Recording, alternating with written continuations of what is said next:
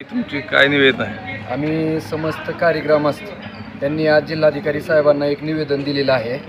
त्या निवेदनामध्ये आम्ही 2 मागण्या केलेल्या आहेत। पहिली मागणी म्हणजे की 2/1/24 रोजी कारीमध्ये एक विशेष ग्रामसभा घेतली होती की कारी गावकऱ्यांना धाराशिवमध्ये राहायचं आहे का बार्शीमध्ये राहायचं याच्यासाठी। तर गावकऱ्यांनी त्यावेळी 834 विरुद्ध 0 मताने ग्रामसभेचा ठराव मंजूर करून दिलेला आहे की आम्हाला बार्शीमध्ये जायचं आहे।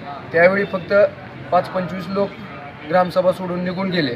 तर हा जो ग्रामसभेचा अहवाल आहे तो त्वरित शासनाकडे पाठवण्यात यावा ही आमची पहिली मागणी आहे।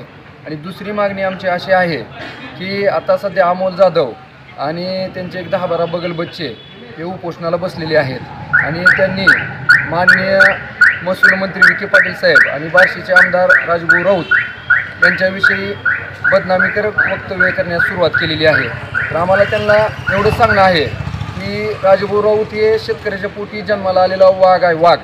तर ह्यांनी राजभाऊ ह्या तुमच्या असल्या कुठल्याही गोष्टीला भीक घालणार नाही। आणि हे अमोल जाधव आणि हे जे 10-12 बगल बच्चे आहेत हे सतत अधिकाऱ्यांना म्हणजे दमदाटी करणं, धमक्या देणं, सरकारी कामात अडथळा आणणं या गोष्टी करत आहेत।